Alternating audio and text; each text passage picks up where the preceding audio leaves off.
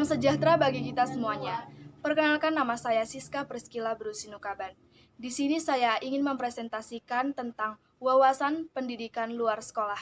Terlebih dahulu kita panjatkan puji syukur kepada Tuhan Yang Maha Esa, karena atas berkat dan rahmat-Nya kita dapat menyaksikan presentasi ini. Saya juga mengucapkan banyak terima kasih kepada dosen pengampu, yaitu Ibu Sani Susanti, SPD MPD, yang telah memberikan bimbingan dan arahan kepada saya hingga saya dapat menyelesaikan tugas ini sampai selesai. Baik, terlebih dahulu saya ingin memberikan sekilas penjelasan tentang pendidikan luar sekolah. Pendidikan luar sekolah diartikan sebagai layanan pendidikan yang diperuntukkan bagi masyarakat yang mempunyai keinginan untuk menambah dan meningkatkan kompetensi dirinya untuk meningkatkan kesejahteraan masyarakat itu sendiri melalui pendidikan luar sekolah. Di pendidikan luar sekolah tidak memandang status sosial, suku, umur, tingkat pendidikan, dan ekonomi. Selanjutnya saya akan menjelaskan poin yang pertama, yaitu pendidikan kecakapan hidup. Pendidikan kecakapan hidup atau life skill merupakan salah satu pendidikan non-formal yang memiliki peran penting dalam membekali warga belajar agar dapat hidup secara mandiri. Pendidikan kecakapan hidup dapat membantu warga belajar dalam mengembangkan kemampuan belajarnya, menyadari dan menggali potensi dirinya, serta berani menghadapi masalah di kehidupan. Dari pengertian kecakapan hidup, dapat diartikan bahwa pendidikan kecakapan hidup merupakan kecakapan-kecakapan yang secara praktis yang dapat membekali peserta belajar dalam mengatasi permasalahan di dalam hidup dan kehidupannya secara efektif. Selanjutnya, poin yang kedua, yaitu pendidikan anak usia dini atau PAUD. Tentu saja pendidikan anak usia dini atau PAUD tidak asing lagi bagi kuping kita ya. Berikut ini adalah penjelasannya. Pendidikan anak usia dini atau PAUD adalah jenjang pendidikan dasar yang merupakan suatu upaya pembinaan yang ditunjukkan bagi anak-anak sejak lahir sampai dengan umur 6 tahun yang dilakukan melalui pemberian rangsangan pendidikan jasmani dan rohani. Pendidikan anak usia dini merupakan salah satu pendidikan yang menitikberatkan pada peletakan dasar ke arah pertumbuhan dan 6 perkembangan, yaitu agama, moral, fisik, motorik, kognitif, bahasa, sosial emosional, dan seni sesuai dengan keunikan dan perkembangan. Ketiga, yaitu pendidikan kepemudaan. Pendidikan kepemudaan sebenarnya sering sekali sudah kita temui di lingkungan sekitar kita ya. Tapi kita belum tahu dan belum menyadari bahwa itu adalah salah satu bentuk pendidikan luar sekolah atau pendidikan non-formal. Berikut ini adalah penjelasannya beserta contohnya.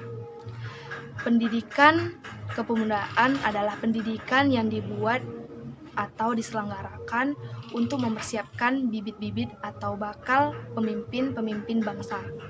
Contohnya seperti organisasi pemuda, organisasi kepanduan atau kepramukaan, pelatihan kepemimpinan, pencinta alam, kewirausahaan, keolahragaan, dan lain-lainnya.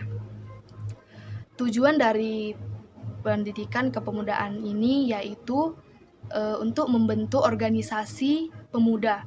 Melalui pendidikan kepemudaan dapat meningkatkan kesadaran pemuda akan belajar berorganisasi, bermusyawarah, bermasyarakat, dan juga belajar memecahkan masalah sesuai dengan potensi yang ada secara efektif. Keempat, yaitu pendidikan pemberdayaan perempuan.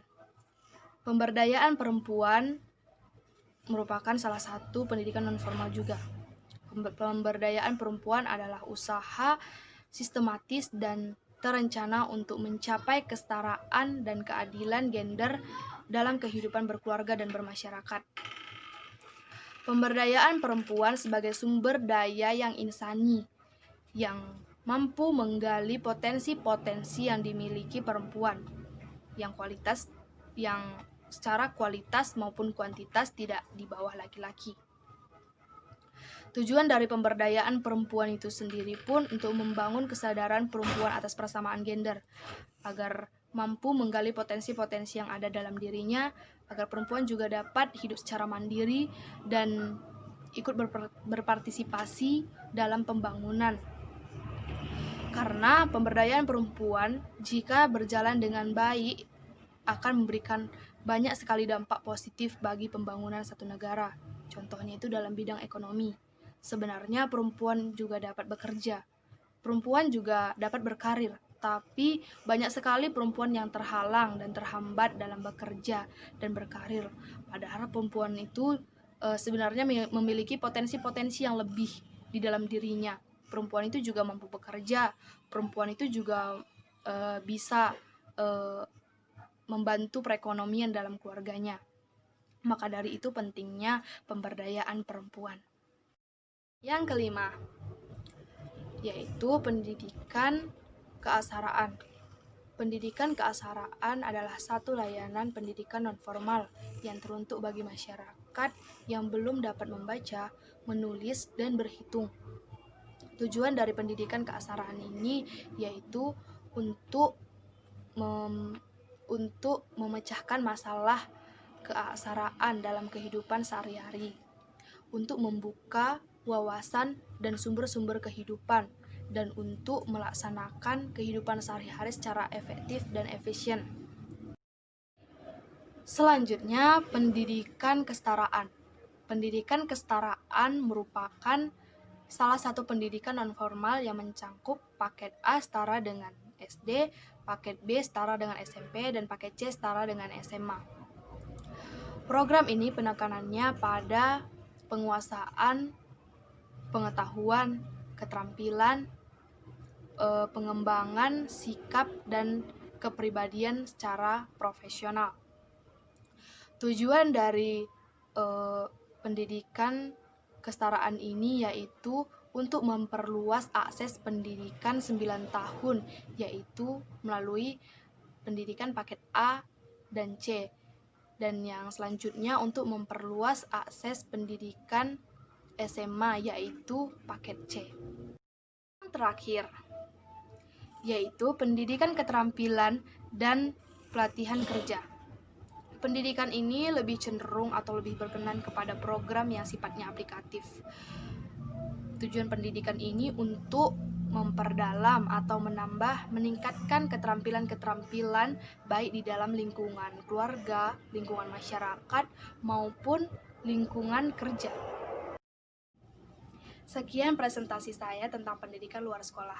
Kiranya presentasi ini dapat menambah wawasan dan ilmu bagi teman-teman sekalian. Saya juga memohon maaf jika saya banyak kekurangan. Saya juga mengucapkan banyak terima kasih kepada teman-teman sekalian dan kepada ibu dosen atas partisipasinya dalam menyaksikan video penjelasan ini. Saya Siska Preskila Brusunukaban, pamit undur diri. Salam sejahtera bagi kita semuanya.